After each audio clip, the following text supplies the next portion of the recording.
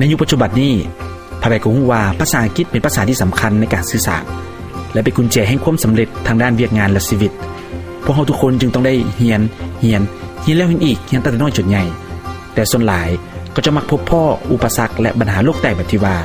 เรียนภาษาอังกฤษมาแบบหลายหลายปีแต่ก็ยังเว้าบ่ได้ฟังบ่ออกเราแต่คำศัพท์และโครงสร้างไวยากรณ์และแบบนกแก้วเราแล้วเราอีกสุดท้ายก็ลืมหน้าลืมหลัง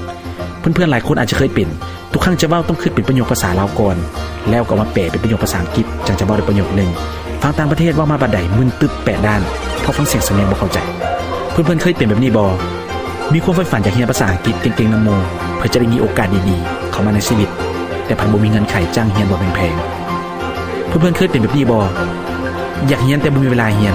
เพราะค่าเรียนนั้นเรียกนี่สารพัดเวียกและปัญหาโลกแตกอื่นๆถ้าเพื่อนๆท่านใดที่กำลังประสบปัญหาเหล่านี้อย่าตกใจไปเลยพวกเขาเข้าใจปัญหาของเพื่อนๆเป็นอย่างดี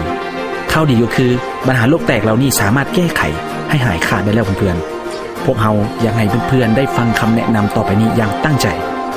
เพราะมันอาจจะเปลี่ยนชีวิตของเพื่อนไปเลยก็ว่าได้ถ้าพร้อมแล้วจัดไป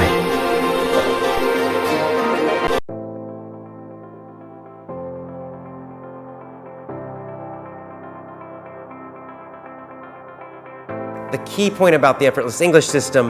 is the psychological aspect, so that we use teaching and learning techniques that are brain-friendly, that are faster, more efficient, more effective. The other thing is we address the problem of losing motivation, losing energy, getting bored, the things that cause most students to quit and therefore never reach their goal.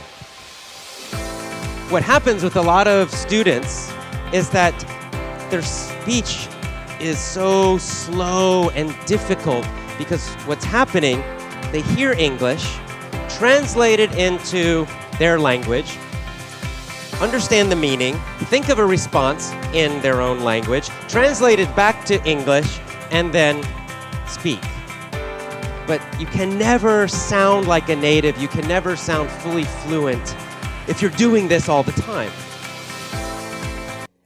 Have you ever felt embarrassed when trying to speak English? Have you felt nervous or shy? Have you learned English for years but still cannot speak well? You're not alone. This is a common problem. Because you learned with the old traditional methods in school. You want to speak English like a native speaker. You want to speak fluently, quickly,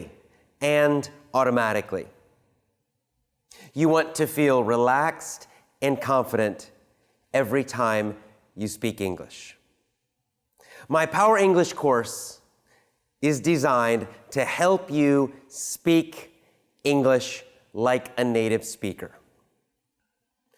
Join my Power English course now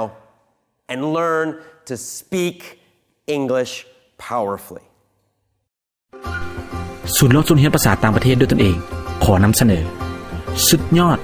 สุดเรียนภาษาอังกฤษที่ออกแบบให้เรียนด้วยตัวเองครบสุดนั่นก็คือสุดเรียน Jumbo English Package สุดใหญ่จัดเต็มสุดเรียน Mini English Package สุดน้อยจัดเบาๆที่จะมาช่วยแก้ไขปัญหาและเติมเต็มความใฝ่ฝันของเพื่อนๆให้กลายเป็นจริงด้วยพลังของการเรียนรู้และพัฒนาด้วยตนเองเติมเต็มโอกาสความใฝ่ฝันไปเรียนต่อต่างประเทศของเพื่อนๆโอกาสเฮ็ดเวียกบนดีๆเงินเดือนสูงๆได้เป็นเจ้าคนนายคนไปต่างประเทศตลอดลูกหลานมีอนาคตที่สดใสสุดเรียน Jumbo English Package สุดใหญ่จัดเต็มประกอบด้วยสุดน้อย Mini English Package สุดน้อยจัดเบาๆประกอบด้วยสุดเรียนภาษาอังกฤษด้วยตัวเองที่ใช้เทคนิคธรรมชาติของการเรียนรู้ภาษาของอาจารย์ AJ Hope อยู่สหรัฐอเมริกา2 สุดนี้ที่ออกแบบเฉพาะเพื่อแก้ไขปัญหาผู้ที่เคยเรียนภาษาอังกฤษมาแบบหลายปีแต่ว่ายังเว้าบ่ได้ฟังบ่ออกว่าต้องคิดเป็นประโยคภาษาลาวและโครงสร้างไวยากรณ์หรือว่าผู้ใดที่ต้องการพัฒนาทักษะการฟังเว้าภาษาอังกฤษให้คล่องแคล่วว่องไวและมั่นใจคือกับเจ้าของภาษา2 สุดนี้มันออกแบบมาแก้ไขปัญหานี้โดยเฉพาะและสิ่งสำคัญ2 สุดนี้โด่งดังและเป็นที่ยอมรับกันไปทั่วโลกเรียนง่ายม่วนและเห็นผลไวสุดๆที่ใช้ระยะเวลาการฝึกฝนประมาณ 3-6 เดือนเท่านั้นเองเพื่อนๆก็จะสามารถฟังเว้าได้อย่างคล่องแคล่วว่องไวคือกับเจ้าของภาษาบ่จากความรู้สึกบ่ต้องมาแปลเป็นภาษาลาวและโครงสร้างไวยากรณ์อีกต่อไปแบบที่พวกเราเคยเรียนกันมา และโต้ตอบกันอย่างเป็นธรรมชาติของการสื่อสารภาษาสุดต่อมาแมนสุดโปรแกรมเรียนภาษาอังกฤษชื่อว่าโปรแกรม Tell Me More และโปรแกรม Logesta Store English อยู่นั้นจะมี2เวอร์ชันอังกฤษและอังกฤษสไตล์อเมริกา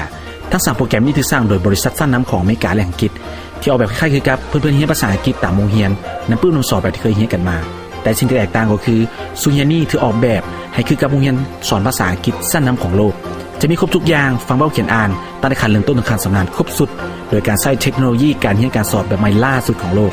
เปรียบเหมือนกับโรงเรียนสอนภาษาอังกฤษระดับโลกมาตั้งอยู่ต่อหน้าเพื่อนๆมีครบทุกอย่างที่โรงเรียนชั้นนำของโลกสอนกันฟังเว้าเขียนอ่านครบสุดในหนึ่งเดียวขอบอกเลยว่าเจ๋งสุดๆแบบนี้บ่มีอีกแล้วเพื่อนๆถ้าเพื่อนๆมีทั้งหมด5ศูนย์เรียนนี้เพื่อนๆก็จะสามารถเรียนภาษาอังกฤษตั้งแต่ขั้นเริ่มต้นถึงขั้นชำนาญครบสุดทุกมิติของการเรียนภาษาอังกฤษด้วยตัวของเพื่อนเองเลยที่สำคัญพวกเขาเชื่อมั่นอย่างยิ่งว่าทั้งหมด5ศูนย์เรียนเหล่านี้จะสามารถแก้ไขปัญหาของเพื่อนๆได้อย่างแน่นอนทั้งหมด5ศูนย์เรียนนี้จะถูกบรรจุอยู่ใน6แผ่น DVD พิเศษพร้อมด้วยคำแนะนำในการนำใช้และติดตั้งอย่างละเอียดที่สำคัญพวกเขามีบริการและการขายให้แก่เพื่อนๆตลอดเวลาและเป็นที่ปรึกษาให้เพื่อนๆอีกด้วย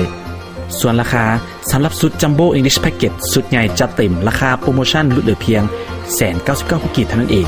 ส่งฟรีทั่วนครหลวงเวียงจันทร์สำหรับมินิ English Package สุดน้อยจัดเบาๆราคาส่งโปรโมชั่นลดเหลือเพียง 149,000 กีบเท่านั้นเองส่งฟรีทั่วนครหลวงเวียงจันทร์เช่นกันสำหรับลูกค้าท่านใดที่สนใจและสะดวกมาซื้อก็สามารถมาซื้อได้ที่ห้างของพวกเราตามแผนที่ได้ระบุในลิงก์ได้เลยส่วนท่านใดบ่สะดวกมาซื้อพวกเราก็มีบริการขนส่งถึงที่ให้ฟรี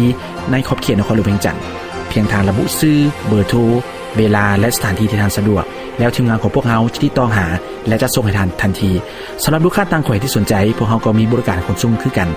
และมีรายละเอียดต่างหากเพื่อนๆสามารถกดอ่านตามลิงก์ได้เลยอย่าลืมว่าพวกเราสามารถพัฒนาทักษะการเรียนภาษาอังกฤษด้วยตนเองโดยบ่ต้องไปเสียเงินจ้างเรียนราคาแพงๆลองเปิดใจกับสุดยอดสุดเรียนและเทคนิคการเรียนแบบใหม่นี้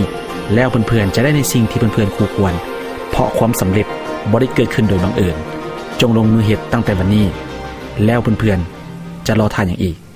สำหรับรายละเอียดข้อมูลเพิ่มเติมเพื่อนๆสามารถกดอ่านตามลิงก์ที่มาในวิดีโอนี้ได้เลยหรือติดต่อหาพวกเราโดยตรงที่เบอร์ 020-284-35-724 หรือ 030-511-5408 ทีมงานพวกเราพร้อมมอบสิ่งดีๆให้เพื่อนๆเสมอสำหรับเพื่อนๆท่านใดมักก็อย่าลืมกดไลค์กดแชร์คลิปวิดีโอนี้เพื่อเป็นกำลังใจแก่พวกเราด้วยขอบใจ